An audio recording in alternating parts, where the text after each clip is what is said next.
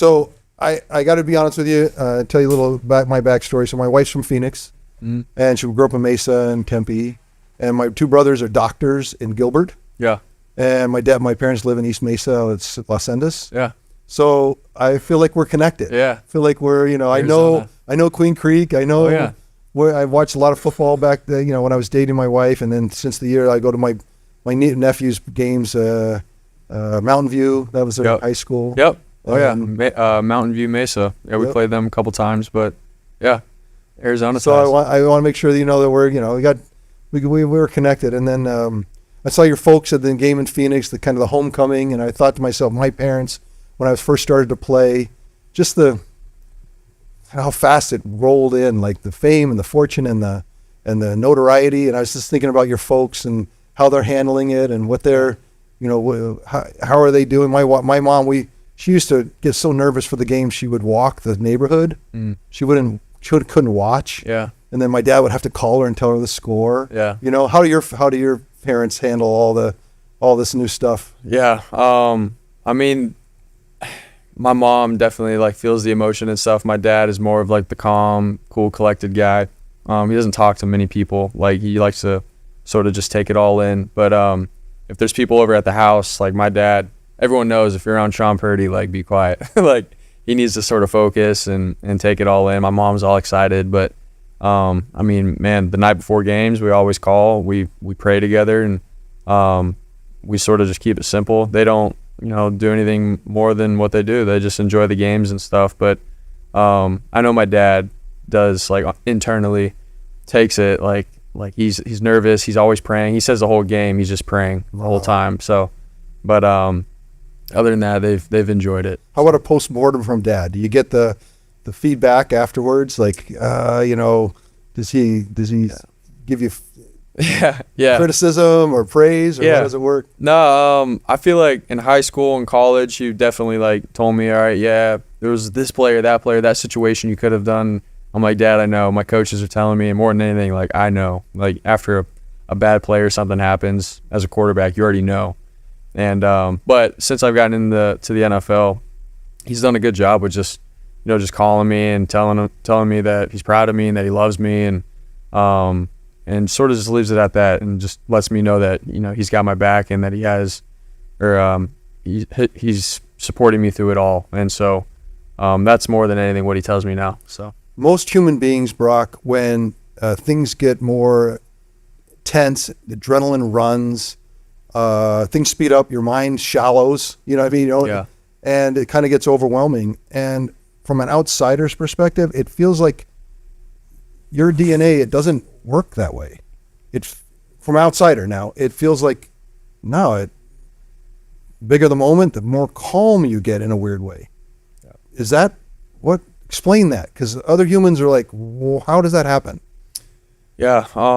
I mean, there's been situations in my life playing the game where, just growing up, high school, college, where the moment has been pretty big for me. And then I had watched the film after, and I'm like, man, if I'm just watching this film and I take away all the emotion of how I was feeling right then and there in that moment, I just got to do this, or I have to do that, and I have to go through this read. And so I feel like sort of going back to those experiences, I'm reminded of that in the moment. And it's like, I'm in a big environment right now. There's a lot of people going crazy and stuff. We feel a certain way because of the score, the situation, but I know that after this game, when I turn on the film and it's just me in a quiet room, all I have to do is drop back, look off this defender, and hit my guy right over the middle, or whatever the play is. And so I sort of remind myself of that. I'm playing 11-on-11 football. If I do fail here, I'm going to learn from it. And so it sort of takes out that factor of fearing to fail, So I don't know. Those are. Feels like you simplify it. It's like you make it simple. I got to play. Yep. I'm going to run it. And then I'm just thinking about me now watching the film of it. And did I just do what I was supposed to do? Yeah. And that's hard for people to kind of be able to isolate that. Is that just something that just happens to you? You experience enough to say, because I got to be honest with you, most people can't, you can say, hey, just keep it simple. Mm-hmm. They can't do that, but you can. And it feels like there's something about your makeup that allows that. And have you thought much about that? Because it seems odd. Yeah. Man, I always feel like there's so more, that I could be better at and stuff. So, for me to sit back and think, oh man, I'm doing this right or this right, like I always feel like there's more. And so I don't know if I necessarily have taken a step back and thought about it, but that's what comes to mind when you ask me, just in terms of keeping things simple. I just go back to the film and I'm like, man, when I watch this film and everything's quiet, it's not as bad as I thought it was in the moment, in terms of going through my reads and hitting a check down rather than forcing something or letting the moment be too big for me. So, and then obviously, like, if we're being honest, my faith, tying into my faith, that allows me to just, play and not be afraid to fail. Like, I know that, God's going to, take care of wherever I'm at in my life, whether it's football or not. And so I'm actually able to use that when I'm making decisions and playing football. So the undergirding of faith is it's a power. It was one of my superpowers. I felt the same way. And so I think that's it. It's a grounding, right? Yep. It sends a kind of constant message to your brain that you're grounded and nothing's going to stop that. And that nothing's going to, how about as things get heavier, more, I'm sure it's hard to go to the grocery store today. It's hard to, go, anywhere. How about that kind of part of your life as it gets more complex? Because you're more famous. There's a lot more attention. Does that change that at all? The more comes, the more you can just let it go off your back. Yeah. Man, I feel like lately what I've sort of learned is just perspective, trying to have a good perspective, a clean perspective on where I'm at in my life. I may go to a grocery store now and people see me and want a picture or sort of, get excited, which is great. And then for me to, be afraid of that, like, man, this is only in this bubble of, here, just in California, or maybe in this country, yes, but I try to have the perspective that there's things going on around the world. There's people that are, trying to survive with food and life and shelter and stuff. So, people may think and think we're on another level or these, gods, but man, I'm human. I have flaws. There's things I need to work on in my life. I'm playing football for the 49ers. I'm very thankful for that opportunity, but I also try to have this perspective of like, man, I'm human and I try to live just the simple, I'm a brother, I'm a fiance, I'm a son, I'm a teammate, and I don't make it more than that. And so that's where I'm at. And honestly, I think it does help me play, with football and all the pressures and stuff that this position can have. It allows me to sort of just keep things simple and understand who I am. Then I'm not going to be perfect, but I can go out and just play and be myself. So the lesson, it feels like, is the moment's not too big because it's not that big. Yeah. That's interesting, and that's a powerful perspective and something super useful. What's the biggest difference about you to September? Like, what's the biggest thing you've learned? It seems like this year has been a revelation for America to watch Brock Purdy play.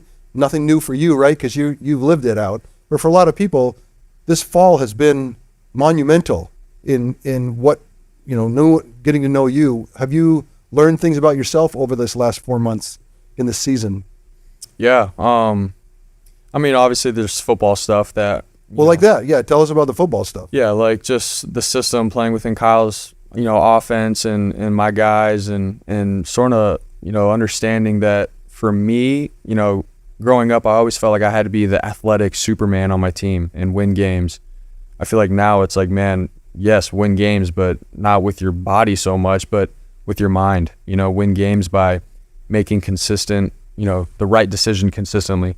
Obviously going through reads, if I have an opportunity with the D-ball or something, great. If not, check it down. Like, that's winning the game, not turning the ball over. Obviously I've had to learn the hard way multiple times this year with those kinds of games and performances, but the games that we're winning, it's because I'm being smart with the ball and I'm willing to check it down. I'm willing to punt, and those kinds of things. So that's something that I feel like I've learned. And then just the other thing, just with life and stuff, as a quarterback in the NFL, like, it's a long season. You play 17 games, 18 weeks. And there's a lot of good, there's a lot of bad. And people, obviously will talk you up when things are all great and stuff. And then the minute you fail and slip up, they're quick to say, all right, see, this is who he really is. So as a human and as a football player, man, that's what I've sort of just had to learn this year, is understanding who I am, and whether I do good or not, like, I'm rooted in that and who I am, and for me, it's my faith in God, and that's it. I am who he calls me to be. I love all my teammates and my family well, whatever the circumstance is, so that's something that I've learned this year, and hopefully I can continue to build off that. A lot of people, I talk about other humans, we all struggle with perception. Yeah. It's like, and I always say perception is, there's an old saying that possession is 9/10 of the law. It's a law school thing I learned, but I always change it to perception is 9/10 of the law, because if you're perceived to be something, you got this weight on you. And that weight feels very light for whatever reason, whether it's Mr. Irrelevant or whether it's perception that you aren't Lamar Jackson and got the speed, or you're not Josh Allen, you're not 6'6", like all these perceptions. And it feels like we all lay those on you, and you're like, it doesn't say, you don't carry them around. There's no weight to it. Is that true, that you don't feel a weight to the perceptions that people have, or the misperceptions that people have? It feels like you're free. And like, I speak about Mr. Irrelevant, you probably hate hearing that word, but it's like this thing that everyone wants to talk about, and it feels like you left it behind. And I just wondered how do you do that? Because that seems very hard. Yeah, I mean, that is a perception that you can have, even for myself, like thinking like those kinds of people who say he's not this, he's not that. But again, like I said, my identity isn't in football. So you just refuse. It's like anything that comes from outside, it just doesn't get through the filter. 100%, yeah. And it's easy said really like, than done. Of course you hear it. Of course you know it. It's got to weigh you down. And it feels like you're saying, no, it actually doesn't. Yeah. Yeah, exactly. Just my identity, not being in this football, this life, the things that can come with it. And it's all, such a blessing. I'm very thankful for it, and I'm not taking it for granted. But honestly, my mindset is I try to hold this all loosely, not try to hold on to, I need to be the guy, the starter in the NFL, this and that. And I think the more you think like that, the more you start comparing yourself to guys like that, Lamar Jackson, Josh Allen or whatever, and those guys are great, but I'm not them and they're not me. Like, I know who I am, and God, if you want me to do great with this, great. If not, all right, let's go do something else wherever you need me. And that's allowed me to not put all this pressure on myself. It's allowed me to play free. It's allowed me to live my life and keep things simple. And yeah. And it seems like there's a piece to the fact that if it went away, it's like, okay, what's next? Exactly, 100%. So that's I needed that. I needed to, because I watch you closely. I've been through a lot of the things that you're going through, and I know how I thought about them. I was just super fascinated about how you've dealt with them. You mentioned Kyle and his system. I played with his dad. He was my favorite coach, Mike Shanahan, and Kyle is you and I are very similar situated, because Kyle and you and me and Mike, we made great music together, his dad and I. Mm-hmm. And what is it? How would you describe that relationship with Kyle and his expectations, and how you fit into how he looks at the world? Yeah. He's a competitor, which I love, and he's a loyal human. And so ever since, I've gotten in and learned, his system and stuff, he understands who I am as a quarterback. Sometimes I'm trying to articulate things and it doesn't really, I don't know how to say it. And he's like, are you thinking it like this? And I'm like, yes, exactly. So he does a really good job of. He takes the feedback. Yes, 100%. He takes the feedback. He understands where I'm coming from. And then obviously his system is so good. I have to go in, just do what he's asking. But at the same time, when I have to get creative and do things, he's for it. He allowed, and he tells me, he's like, dude, that's part of you. That's in you. And it's okay to, if something's not there, make something happen. And, as a player, hearing that from a coach, knowing that he believes in me, man, that's huge. And so we're continuing to build our relationship and obviously grow in his system. So it's been really special this year, and hopefully we can continue to. Feels keep like it up. his dad was similarly said the same kind of thing. It's like, look, I have a great play. Yeah. Don't screw it up. Yeah. Right. And one point, Mike said to me, look, I trust you. I'm going to be aggressive. You protect me. Yep. Of that kind. Is that how does you and Kyle's relationship? It feels like he calls plays very freely because he knows you'll protect him. Is that a dynamic that you guys have worked at? And Yeah. seems to come very naturally to both of you. Yeah, no, it's been good. There's been times where I've had to learn, early on and stuff, just with why he's calling something and setting things up, and I didn't really understand that when I first got here, but over time I have, and I'm like, okay, if I just play within this system and make decisions consistent, making the right decisions consistently, man, like he's gonna trust in me, and I've shown that over time. And I feel like he always has an answer within his plays, and so he's able to call things sort of freely, knowing that Brock's going to be prepared and well equipped for whatever's going to come, and there's that trust component. I love what you said, where it's like there's an answer. Yeah, I always appreciate that about Mike, and I appreciate that about Kyle. There's an answer in there. Find it. Yes, and in that you can rest assured that he's not going to put you in a bad spot. exactly. It's rare, by the way. Do you know that? You know Really? how rare the situation you're in, how good you have it? Yeah, I've heard that from other guys. They come from other places, quarterbacks, and they're like, dude, this system, the staff, it's different. So I try to understand that and have that, that just in the back of my mind. But I haven't been anywhere else. So I said, oh no. Yeah. Let me tell you, from a guy that's alone, if I could go back and they could say, just pick a place, you get to go play anywhere, I would sprint right here, Yeah. number one, because of all the things that are. Well, that goes to all the talent around you, and the big personalities like Debo and Trent and George. These are like huge personalities that have been drawn to you, and they defend you. They watch for you. They do things that veterans usually are not like. Doesn't necessarily happen as fast and as strong. And how does that happen? How have you created that environment so there's this relationship that you've built so quickly? Yeah. Man, from day one, I've come in, and obviously I've tried to just prove to myself that, I'm worthy of being here and all that kind of stuff, but also like show my teammates more than anything that, I can play at this level and I can play with you guys. And so, I haven't changed and acted like somebody when I first got here. Like I've always been myself, and I think they respect that. And right when I got in against Miami and stuff, it was like, okay, like Jimmy was balling, last year. He was doing a great job, and he goes down, and for me, it's like, all right, let's not skip a beat. Let's keep it going.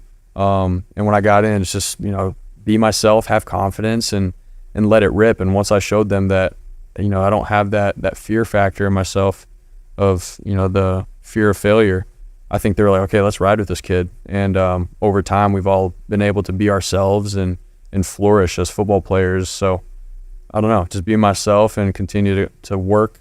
I feel like over time they respected that, and I earned Was there a respect. moment that you could tell that they were like, they're all in with you? Was it immediate? Was there a time when you like, because as a young player, those veterans, you know, like they're big personalities, and they're big in the locker room, and you need them. And so you're really aware of the relationship that you have. Is there a moment that you felt that kind of coalescing to like the support that you needed? Man, there's a lot of little moments. The first couple touchdowns that we scored in Miami, Trent's the first one there, celebrating with me. Like, not even just like celebrating, but like, he was doing all the celebrations, but he was also telling me like, all right, like, let's go back to the bench, let's stay humble, and we got to keep it going kind of thing. And so I was like, okay, like, he's got my back. That was Trent. And then over time, there was plays and stuff made with Debo and Brandon and George. So there was all these little moments specifically with each of them. But, over time, man, to be able to, just play ball with them and do it consistently, like there's nothing better. And obviously this year I think all been able to take it to another level. And there's still more room for us to grow. So that's what I'm excited about. All right, last couple. There's so much talent that you play with. There's only one ball. I had a similar situation. Joe had a similar situation. A lot of guys who needed the ball, and it was always hard to get it out as often as you needed to. There's certain people that wanted more. How do you manage that relationship with your guys so that, everyone's satisfied? Because that's not easy. Yeah. Man, yeah, we got some playmakers. I was sort of wondering that, going into this year, it's like, man, we got a lot of playmakers, and I want to make sure everyone's obviously happy, and more than anything, I want to win. And, if we're going to win, it's going to take, getting the ball in these guys' hands. But and that's something that I also learned this year is everybody has their game and their moment. I don't have to give everybody the ball. Everyone has to have 150 yards to win this game. Like, Ayuk will have his game this game, Debo, and I don't go into the game knowing that. It just sort of comes about, and it happens. Every defense has their strategy on how they're going to stop us, and sometimes they double George, sometimes they double Debo. Like, that's just sort of how it goes. But over time, everybody gets their games and their yards and stuff. And the cool thing is these guys are old enough to understand that they want to win. They want a Super Bowl more than anything. And the ego and stuff is out the door. Like, everyone is willing to put the team first. I mean, you watch Brandon Ayuk block, watch Debo block, George. Those are selfless. Try to one-up each other. Exactly. So that's the cool thing about this locker room. And as a quarterback, it's awesome. How to see how selfless they are, and they want to win more than anything. So that helps me out. Is there broke passing record for the team? That took some names that I never threw as many yards as you have. Joe's never thrown as many yards as you have. Jeff Garcia never threw as many yards as he has. When that happened, and that someone told you that, what did that feel like? Is it something that, again, it sounds like to me you just great. Is there? Do you have a sense of history? Do you have a sense of?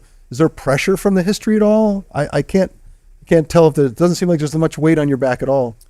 I mean, man, it's an honor, for me growing up, and anytime I saw a 49er logo, I always thought of, you and Joe and what you guys did in the Super Bowls more than anything.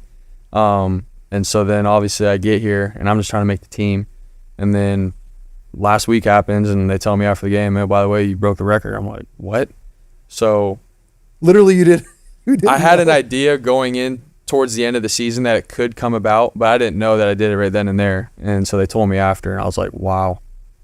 Just inside. And so, but man, what an honor. And more than anything, man, you guys got the championship, so we just gotta keep it rolling and match that standard. Well, you were the number one vote getter in the Pro Bowl. If I would have told you that a year or even more ago, that Brock Purdy would be the number one Pro Bowl vote getter in the 2023 season, would that shock you? Would it be like, oh yeah, like how, like that has to be something that you didn't expect?